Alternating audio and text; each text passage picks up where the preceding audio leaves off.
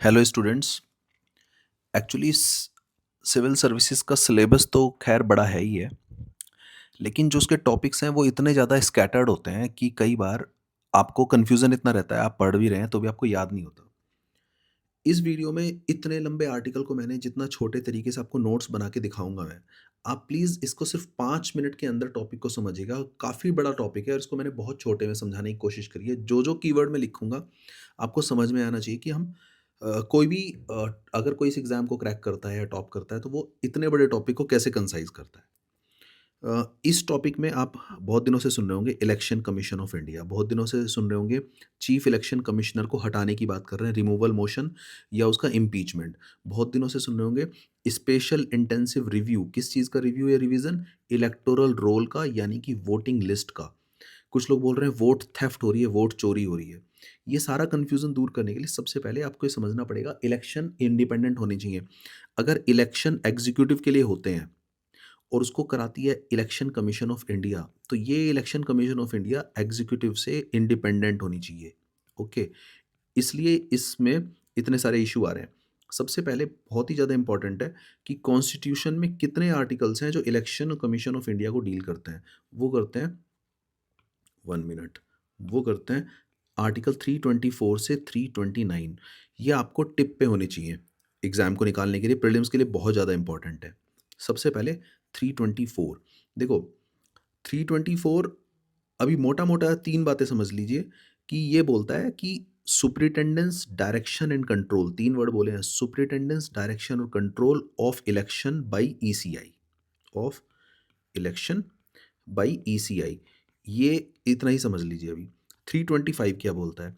325 बोलता है कि कोई भी आदमी no in eligibility, no in eligibility on the basis of four things. Electoral roll में अगर किसी का नाम आना है, किसी वोटर का, तो वो इलेक्टोरल रोल में उसका नाम आ जाएगा, इन एलिजिबल नहीं होगा चार ग्राउंड्स पे: religion, race, caste and sex.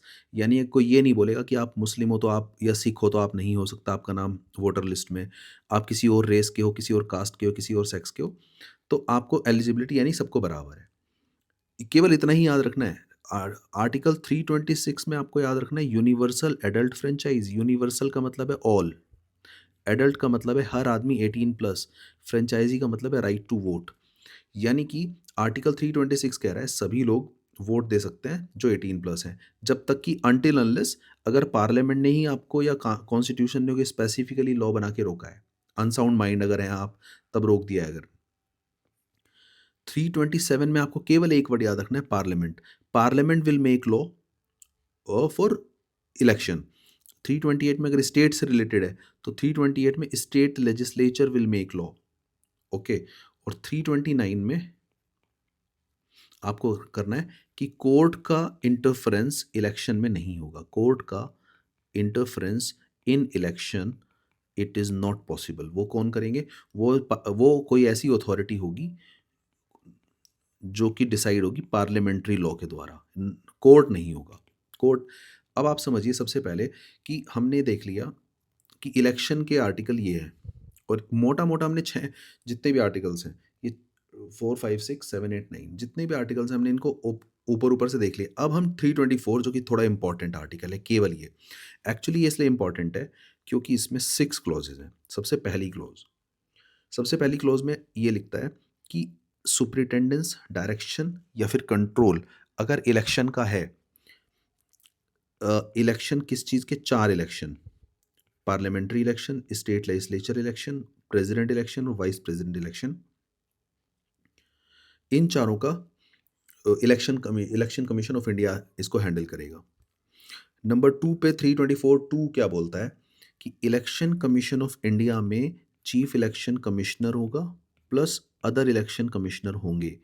अब इन्होंने नंबर नहीं लिखा है यहाँ पे, और ये नंबर प्रेसिडेंट डिसाइड करेगा, और प्रेसिडेंट ही अपॉइंट करेगा, और subject to the parliament law, subject to, आप ये देखिए, केवल इतना आपको देखना है। यानी कि 324(2) डील कर रहा है अपॉइंटमेंट का। ओके, 3 इंपॉर्टेंट नहीं है, पर फिर भी मैं सिर्फ आपको बताने के लिए बता रहा हूँ कि अगर other election commissioner becomes chief election commissioner तो he will act as chairman, ये तो नॉर्मल है। लेकिन फोर फोर में नॉर्मली है रीजनल कमिश्नर। रीजनल कमिश्नर में अगर अगर अपॉइंट करना है तो प्रेसिडेंट जब अपॉइंट करता है तो इलेक्शन कमीशन से पूछता है, इलेक्शन कमीशन के कंसल्टेशन के बाद प्रेसिडेंट अपॉइंट करता है रीजनल कमिश्नर को। यहाँ पे फिफ्थ फिफ्थ इंपॉर्टेंट है। फिफ्थ में रिमूवल की बात है। कंडीशन ऑफ सर्विस और टर्म्स ऑफ ऑफिस ये प्रेसिडेंट बताएंगे। ओके। और चीफ इलेक्शन कमिश्नर का रिमूवल एक्चुअली होगा सुप्रीम कोर्ट के जज के इक्विवेलेंट उसी के मेथड पे। और सुप्रीम कोर्ट के जज का जो रिमूवल है वो लिखा हुआ है 124(4) में, और ये लिखा है 324(5) में। यहाँ पे ये लिखा है कि जिस तरीके से सुप्रीम कोर्ट के जज को हटाने का ग्राउंड और उनको हटाने का मैनर दोनों सेम होंगे, दोनों के लिए, चीफ इलेक्शन कमिश्नर के लिए और सुप्रीम कोर्ट के जज के लिए। यहाँ पे हम केवल चीफ इलेक्शन कमिश्नर का जिक्र कर रहे हैं, इलेक्शन कमिश्नर का नहीं। ग्राउंड क्या है? इनको हटाने का ग्राउंड क्या था? इनको हटाने के दो ग्राउंड हुआ करते थे, proved misbehaviour plus incapacity. Okay. यानी कि चीफ इलेक्शन कमिश्नर को हटाने के भी यही दो ग्राउंड है, प्रूव्ड मिसबिहेवियर, इनकैपेसिटी। और मैनर, मैनर में दोनों को हटाने का मेथड एक ही होगा, जो कि अगर राज्यसभा में स्टार्ट होता है तो 50 लोग शुरू करेंगे, लोकसभा में स्टार्ट होता है तो 100 लोग शुरू करेंगे। ये भेजेंगे रिक्वेस्ट और चेयरमैन को, ये भेजेंगे स्पीकर को। अगर इन्होंने एक्सेप्ट कर लिया दोनों में से भी, तो फिर एक 3 मेंबर कमेटी बनेगी। उस 3 मेंबर कमेटी में एक तो चीफ जस्टिस ऑफ इंडिया होंगे, एक हाई कोर्ट के चीफ जस्टिस होंगे और कोई डिस्टिंग्विश्ड जूरिस्ट होंगे। ये 3 मेंबर भी अगर पाते हैं कि हाँ उनको हटाना है, तब उन हटाने वाले जिनके ऊपर आरोप लगा है उनको प्रिंसिपल ऑफ नेचुरल जस्टिस के तहत उनको अब उनको ये अपॉर्चुनिटी मिलेगी वो अपने आप को डिफेंड करें। और उसके बाद एक स्पेशल मेजोरिटी होगी, स्पेशल मेजोरिटी दोनों हाउसेज में, 2/3 ऑफ प्रेजेंट एंड वोटिंग। और उसके बाद उनको चीफ इलेक्शन कमिश्नर को हटा दिया जाएगा। तो अब आप ये देखिए ये कितना डिफिकल्ट प्रोसेस है, ग्राउंड भी डिफिकल्ट, मैनर भी डिफिकल्ट, और दोनों का सुप्रीम कोर्ट के जज और चीफ इलेक्शन कमिश्नर को हटाना मुश्किल है। ओके। इसी में एक बात और लिखी है, चीफ इलेक्शन कमिश्नर को एक्चुअली पावर यहाँ पे दी है, चीफ इलेक्शन कमिश्नर की condition of service can not be change to its disadvantage.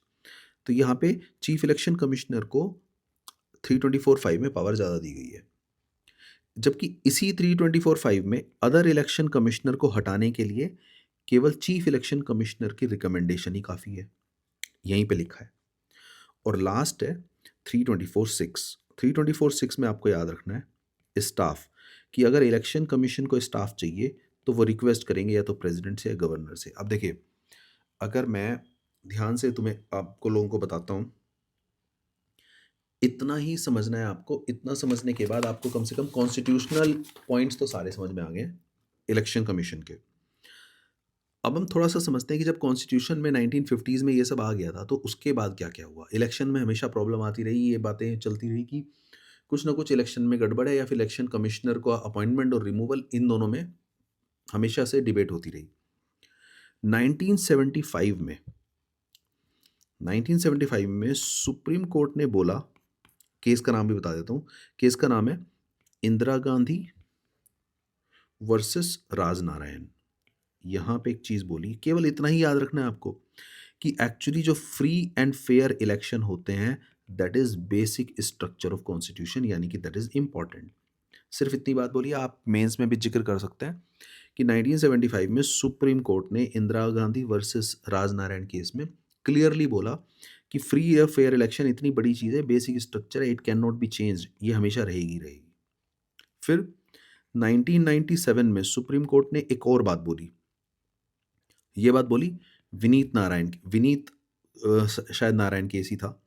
Vineet Narayan case में ये बोला है कि जब चीफ इलेक्शन कमिश्नर रिकमेंडेशन देता है to remove other commissioner, other election commissioner to president, तब ये जो रिकमेंडेशन है it should not be arbitrary, no arbitrary, यानी कि थोड़ा लॉजिकल होना चाहिए। ये अभी हमने पढ़ा है कि उनको हटाने के लिए अदर इलेक्शन कमिश्नर को 324(5) में।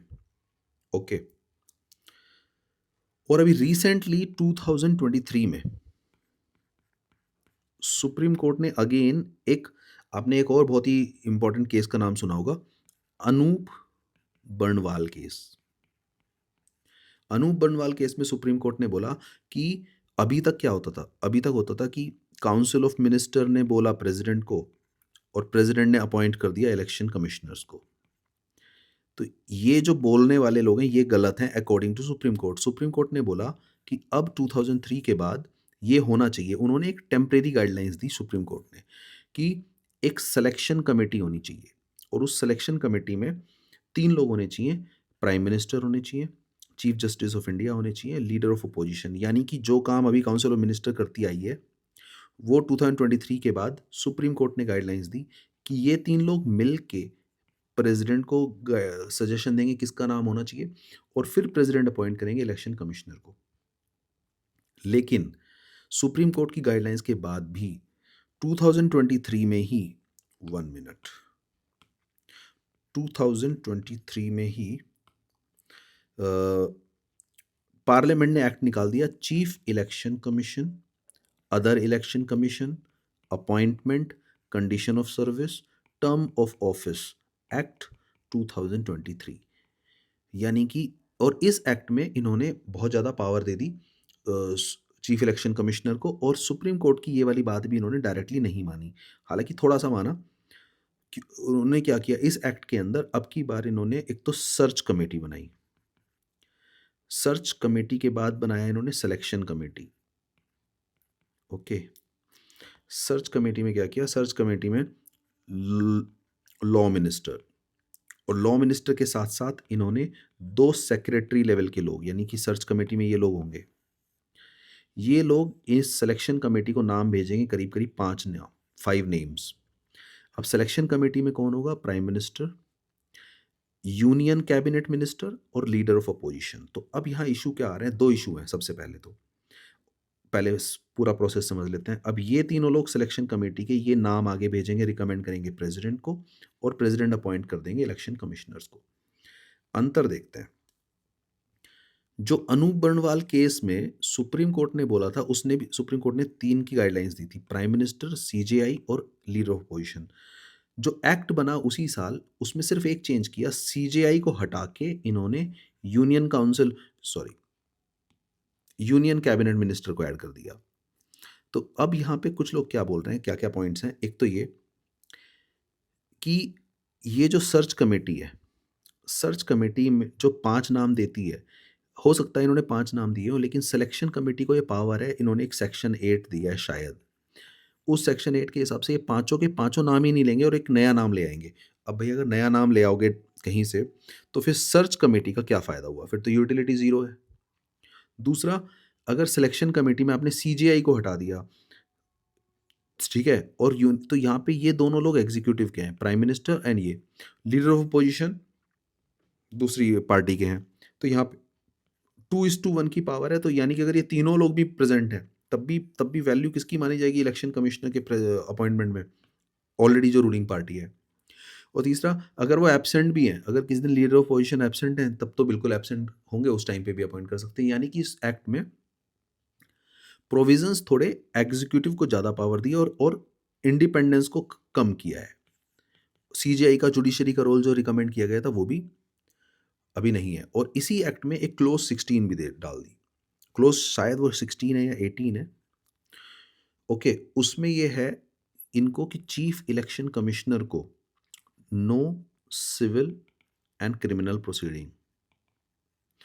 अब जब सिविल चीफ इलेक्शन कमिश्नर की या इलेक्शन कमीशन की, एनी एनी इलेक्शन कमिश्नर भी है, तो यानी कि वो ऑफिशियल कैपेसिटी में जो जो डिसीजन लेंगे, उनके ऊपर कोई सिविल और क्रिमिनल प्रोसीडिंग नहीं होगी। तो ये क्लॉज भी इस एक्ट में काफ़ी पावर दे रही है चीफ इलेक्शन कमिश्नर को और अदर इलेक्शन कमिश्नर को। इसीलिए 2024 में एक डॉक्टर जया ठाकुर ने भी कहा कि ये जो एक्ट है, ये एक्ट ही इस एक्ट को इम्प्रूव करना है और इस एक्ट को ये वैलिड नहीं है। Validity of this act was question. अब पॉइंट ये है कि 2024 में भले ही सुप्रीम कोर्ट ने इस पिटीशन को तो खैर कैंसिल कर दिया, और ये अभी भी ये जो एक्ट है, अब इस एक्ट का जो लंबा सा नाम है ये समझते हैं। ये लंबा नाम क्या है इस एक्ट का? सीईसी ओईसी, चीफ इलेक्शन कमीशन और other election commission, appointment, condition of service, term of office. ये इतने लंबे की जगह पे आप इसको शॉर्टकट में याद रख सकते हो, CEC, chief election commission act 2023। Okay, अब हम बात कर रहे हैं लास्ट में 2025। 2025 में स्पेशल इंटेंसिव रिव्यू शुरू हुआ, यानी कि इलेक्टोरल रोल का, कि कुछ लोग कहते हैं क्लीनिंग शुरू हुई, इम्प्रूवमेंट शुरू हुआ, मॉडिफिकेशन शुरू हुआ, रिवीजन शुरू हुआ। लेकिन इसी रिवीजन को अपोजिशन पार्टी बोलती है मैनिपुलेशन, यानी कि रूलिंग पार्टी और अपोजिशन पार्टी, ये इतना ज़्यादा डिफरेंस है इनमें। रूलिंग पार्टी बोलती है कि जितने भी इंडिया में इनफिल्ट्रेटर्स हैं,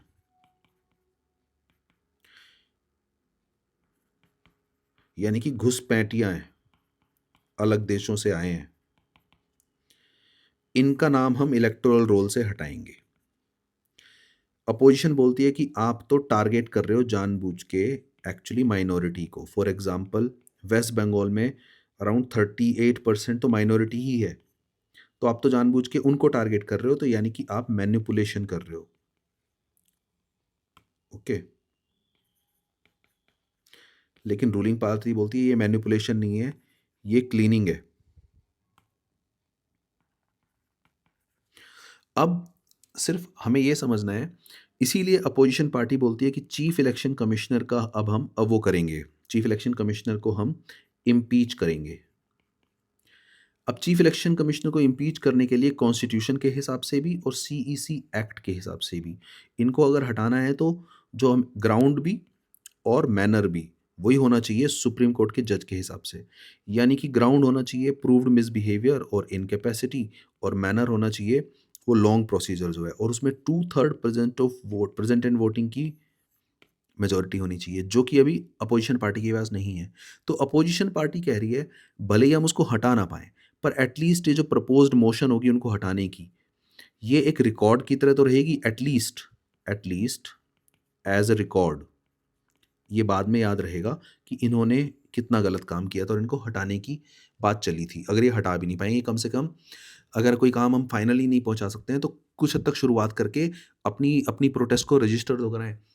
इस टॉपिक को जिस तरीके से अभी हमने लिया है, जितने छोटे कीवर्ड्स मैंने लिखे हैं, केवल उतना ही लिख के एक बार नोट्स बनाइए, थोड़ा ब्रेनस्टॉर्मिंग कीजिए, थोड़ा टाइम दीजिए, एक टॉपिक को रश मत कीजिए कि हम बस फटाफट करेंगे। एक बार थोड़ा टाइम दीजिए और हाथों से लिख के याद करके रिवाइज करके टेस्ट प्रैक्टिस कीजिए। पहले एक टॉपिक को अच्छे से करना सीखिए। बहुत ज़्यादा ये मत कीजिए कि बहुत सारे टॉपिक्स पढ़ने हैं लेकिन आप एक टॉपिक भी अच्छे से नहीं कर रहे हैं। हम इस तरीके से मजबूती के साथ बेस बना के चलेंगे ताकि आप खुद से जब पढ़ें न्यूज़पेपर को या किसी भी आर्टिकल को, तो आपको खुद से समझ में आए। मैंने बहुत कोशिश की आपको बताने की कि कितने छोटे में, अगर आप ध्यान से देखेंगे तो ये टोटल है, ये टोटल इतने पॉइंट्स मैंने लिखे हैं, और यकीन मानो नोट्स अगर कोई लिखेगा तो 1 पेज से ज़्यादा नहीं है बिल्कुल भी, सारे पॉइंट्स लिखने के लिए। ठीक है? अब इस पे आप थोड़ा काम कीजिए, नोट्स खुद बनाइए। देखते हैं आगे और कौन से टॉपिक को आपको जो भी वीडियो बनवाना है उसके लिए बताइएगा। चलिए, थैंक यू सो मच।